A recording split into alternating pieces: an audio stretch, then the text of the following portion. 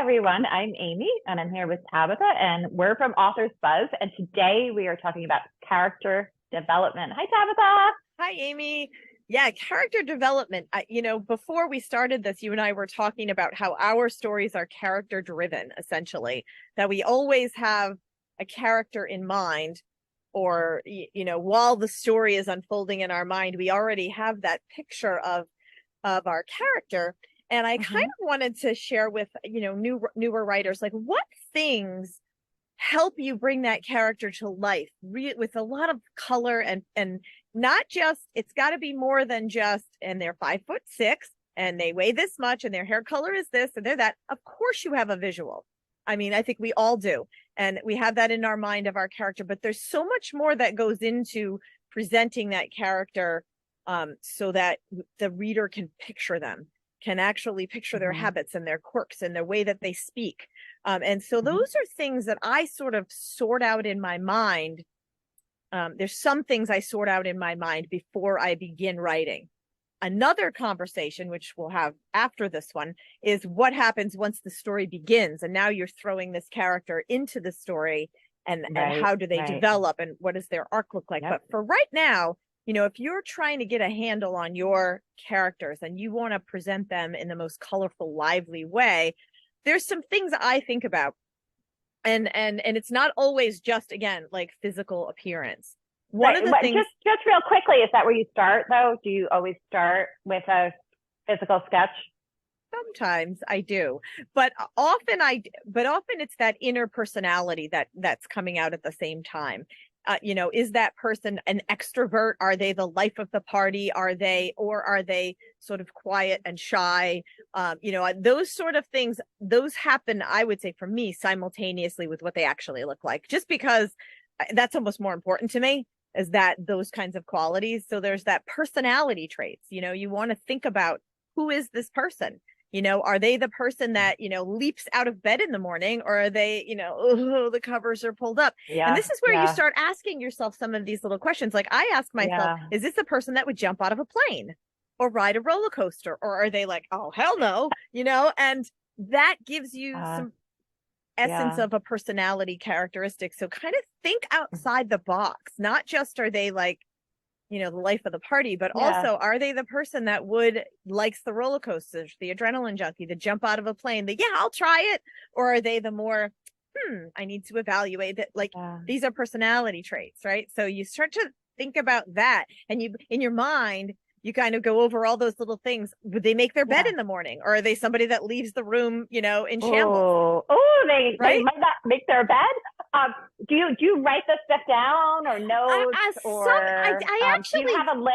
Like, do we have a list that we can refer people to, or will we make one and put it on our website? We might be able to make one. I think that's a fine idea. I can do that. Yeah, definitely. Like a little like prompts, things to think about, because that draws out like another layer of personality, right? I'm a bed maker in the morning. I really need to not leave my room with my bed made. One of my kids, I don't think they even remember how to make the bed, even though I taught them that when they were 5, so that's truly, because I'm a person that has to have my exterior world organized, so that my inner world can stay organized. And there are people that don't think that way. So getting inside your character's head for those kinds of things, and it's not like you're going to be dropping all that information to the reader right away, right? But these are places where you can add those little nuggets in throughout the story, and that personality comes to life through these things versus info dumping, right? Yeah, right. So you have all that information and you reveal it when it makes sense within a scene. And what I can say from personal experience is, as you put this effort into defining your character, they will start to speak to you. And it is really completely beautiful when that happens. It's a really special moment. It is so fun. Yeah. So quick sharing, just because I'm thinking of it right now. I was, working on my YA science fiction, and I was on the Stairmaster, and I was listening to a Basket Case by Green Day, and just in my head, full real thought, oh my God, Var would like this song. Var is a character in my book. But I got so emotional because I realized he's real to me. He's real. I know he would like this song, and I know what kinds of songs he would like and what kinds of songs he wouldn't. And not because I have the list of those things, but because I know his personality. Right. And you get to know his personality by these deeper layers of things you ask yourself about them, and then they reveal themselves. And so, the other thing that I think is really important when you begin a story is how old is your character? Because closely tied to age is life experience.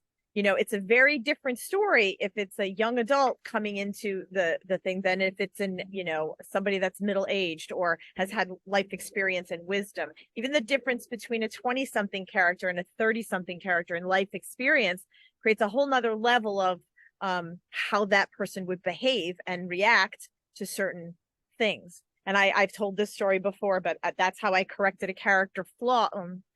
A reader response that was less than ideal to my male main character, my first series. I aged him up 10 years. I gave him more life experience. I gave him more to do so he could be the hero we needed him to be. If he was younger, it would have been a slightly different story, and it wasn't the story I was trying to tell. So age and experience are sort of linked tightly together. And I think when you think about that, like Amy, your story, they're young adults, they're coming of age. That's a very powerful time in human development, and it can create some really intense storytelling. I think that's why YA is such a great rich field to tell a story in, because it's the age of the character. They're just waking up to, and all the passion, all the conviction, all the the romance, even, it's all coming online, and so it's ripe for mining a character's brain when they're that age, what I mean? And they're not vetoing things the way that sometimes adults do. So they a lot of times, depending on the character, Var is not very courageous, but he has to jump in, but some of his friends just they don't have all this data of telling them why they can't, so they do. So that's kind of fun, but that is something to consider also. Is just if you're going to have your character do certain things or think in a certain way, that they need those life experiences and even skill set for. Like where did they, what in their life gave them the information to deal with this plot point that you have. So who can tell the story best? For sure. And that speaks a little bit to, their background, their actual personal background. What kind of family are they the oldest child, the youngest child? Are they, if those things become relevant, if they do become relevant, you may never actually say it in the story, but it does influence how a person will behave in a certain moment in time, right? So you want to have kind of that stuff lined up. And if it makes sense in the story to reveal why they behave that way, then you can. And it gets, and sometimes you just know it, but it's consistent, like it'll come out consistently throughout the story. If this is an oldest child who's always been in charge of all the younger siblings, has this elevated sense of responsibility. You may never actually have to say that, but the behavior, will look like that consistently, will match what you have in your mind, and it will feel real to readers. Quirks and habits are a fun one to also you don't want to overdo it. You certainly don't want to overdo it, but is it like a twirling the hair? Is it a nervous, what are these little unique things that people do and exhibit that makes them, sort of the little expressions in there. And those for me emerge. Right. So I know that I want to have a quirk or a habit to express their uniqueness, but I don't know exactly what it is. So that's another question. How much of this needs to be sorted ahead of time, and how much happens en route? Yeah, and I would say I sort a lot of the initial stuff ahead of time, just because that picture of the person is developing. But of course, as you're writing them, things become more clear, and you're like, oh yeah, okay, I have this little nugget of information about them. They're the oldest child. But now it's coming out in all these other, little ways I didn't even anticipate in their habit life, right? So that's kind of the fun of it, and they become more I see you alive. smiling. I know that feeling Yeah. where it's just like you're on the ride and it's leading you. And I think all authors, that's just one of the joys. I mean, there's a lot of work and there's a lot of emotional difficulty, but that is one of the super fun pieces. I like you will refer to my characters or be like, oh, but my dad is reading one of my manuscripts, and this character, I put her through the ringer, and I'm like, what part are you on, Dad? And he's like, oh, it's da, da, da, da. And I was like, oh, poor Bree, she's my heart is breaking for her in this part, and it's just really funny that you think about the characters that way. Another thing I think about too, and is, what do they fear? Fear is a powerful motivator for humans. And it can color how we respond in certain situations. And based on what our inner fears are, if we've always, all of our life, never had enough, like literally enough of the basics, that fear of that can come out in certain, it can drive a character for a while, at least, so fear, are they afraid? What are they afraid of? And that's a question I ask myself about these characters. Are they afraid?